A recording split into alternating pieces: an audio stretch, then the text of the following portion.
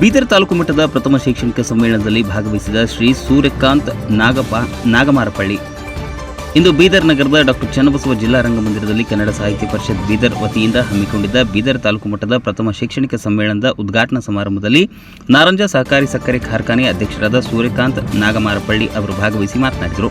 ಈ ಸಂದರ್ಭದಲ್ಲಿ ಮಾತನಾಡಿದ ಅವರು, ರಾಜ್ಯದಲ್ಲಿ ಹಿಂದೆ ಡಿ.ವಿ. ಸದಾನಂದಗೌಡ ಅವರ ನೇತೃತ್ವದ ಬಿಜೆಪಿ ಸರ್ಕಾರವಿದ್ದ ಸಂದರ್ಭದಲ್ಲಿ ಬೀದರ್ ಜಿಲ್ಲೆ ಅನುದಾನ ರಹಿತ ಶಾಲೆಗಳಿಗೆ ಸಮಸ್ಯೆ ಪರಿಹರಿಸಲು ತಾವು ಪ್ರಾಮಾಣಿಕವಾಗಿ ಪ್ರಯತ್ನಿಸಿದ್ದಾಗಿ ತಿಳಿಸಿದರು. ತಮ್ಮ ಪ್ರಯತ್ನ ಹಾಗೂ ಬೇಡಿಕೆ ಅಂದಿನ ಸರ್ಕಾರ ಸ್ಪಂದಿಸಿದ್ದು, ಇದರ ಫಲವಾಗಿ ಜಿಲ್ಲೆಯ 48 ಖಾಸಗಿ ಅನುದಾನ ರಹಿತ ಶಾಲೆಗಳ ಶಿಕ್ಷಕರಿಗೆ ಅನುಕೂಲವಾಗಿತ್ತು ಎಂದು ಸ್ಮರಿಸಿದರು. ಶಿಕ್ಷಣ ಕ್ಷೇತ್ರದ ಅಭಿವೃದ್ಧಿಗೆ ಶಿಕ್ಷಕರ ಸಮಸ್ಯೆಗಳ ಪರಿಹಾರ ಮತ್ತು ಗುಣಮಟ್ಟದ ಶಿಕ್ಷಣಕ್ಕೆ ಹೆಚ್ಚಿನ ಆದ್ಯತೆ ನೀಡುವ ಅಗತ್ಯವಿದೆ ಎಂದು ಅವರು ಅಭಿಪ್ರಾಯಪಟ್ಟರು. ಈ ಸಂದರ್ಭದಲ್ಲಿ ಪೂಜ್ಯ ಶ್ರೀ ಶಿವಲಿಂಗ ಶಿವಾಚಾರ್ಯ ಸ್ವಾಮೀಜಿಗಳು, ಶ್ರೀ ಸಂದೀಪ್ ಬೂದಿಹಾಳಜಿ, ವಿಜಯಕುಮಾರ್ ಪಾಟೀಲ್ ಯರ್ನಳ್ಳಿ, ಶ್ರೀ ಬಾಬಾ ವೆಳ್ಳಿಜಿ, ಸುರೇಶ್ ಚನ್ನಟ್ಟಿಜಿ, ಶ್ರೀ ಬಸವರಾಜ್ ದನ್ನೂರ್, ಶ್ರೀ ಜಯರಾಜ್ ಖಂಡ್ರೆ, ಸೋಮಶೇಖರ್ ಬಿರಾದಾರ್, ಎಂ.ಎಸ್. ಮನೋಹರ್, ಸಚಿನ್ ಮಠಪತಿ, ಪ್ರಭುಲಿಂಗ್ ತುಗಾವೆ, ಶ್ರೀಮತಿ ರೂಪಾ ಪಾಟೀಲ್, ರವಿ ರೆಡ್ಡಿ, ಚಂದ್ರಶೇಖರ್ ಪಾಟೀಲ್ ಮುಂತಾದವರು ಈ ವೇಳೆ ಉಪಸ್ಥಿತರಿದ್ದರು.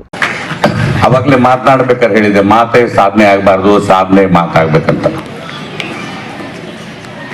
ಬಹಳ ಜ್ಞಾಪಕ ಇದೆ.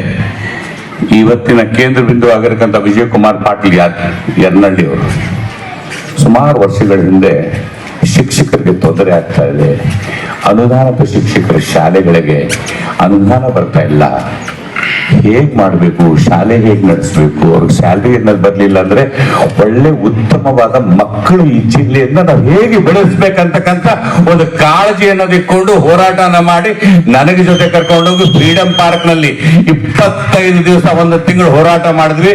ಅವಾಗ ನಾನು ಸದಾನಂದ ಗೌಡರ ಮುಖ್ಯಮಂತ್ರಿ ಇದ್ರು, ಕರೆದ್ರು ನನಗೆ, ಏನಕ್ಕೆ ಸೂರಿ ಇಷ್ಟೆಲ್ಲ ಹೋರಾಟ ಮಾಡ್ತಾ ಇದೀರಿ? ನಾನಂದ್ರೆ ಇಲ್ಲ ಸರ್, ಹೋರಾಟ ಮಾಡ್ತಾ ಇದ್ದೀವಿ, ಅನುದಾನದ ಶಿಕ್ಷಕರಿಗೆ ನೀವು ಅನುದಾನ ಕೊಡಬೇಕಾಗ್ತದೆ ಶಾಲೆಗಳಿಗೆ ಅಂತ.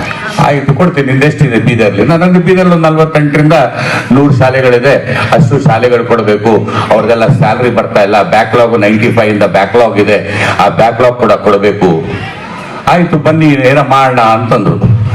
ಇಲ್ಲ, ನಾನೊಬ್ಬನೇ ಬರಲ್ಲ, ನನ್ನ ಜೊತೆಗೆ ಒಂದು 100 ಜನ ನಾವೆಲ್ಲರೂ ಫ್ರೀಡಮ್ ಪಾರ್ಕ್ ಅಲ್ಲಿ ಶಿಕ್ಷಕರು ನಾವೆಲ್ಲ ಕೂತಿದ್ವಿ, ಸ್ಟ್ರೈಕ್ ಮಾಡ್ತಾ ಇದ್ವಿ, ಅಷ್ಟು ಜನ ಕರ್ಕೊಂಡ್ ಬರ್ತೀನಿ, ಅಷ್ಟು ಜನಕ್ಕೆ ಚಾಯ್ ಕುಡಿಸ್ತೀರಂದ್ರೆ ನಾನು ಬರ್ತೀನಿ ಅವ್ರಿಗೆಲ್ಲ ಕರ್ಕೊಂಡು ಅಂತ ಹೇಳಿದೆ.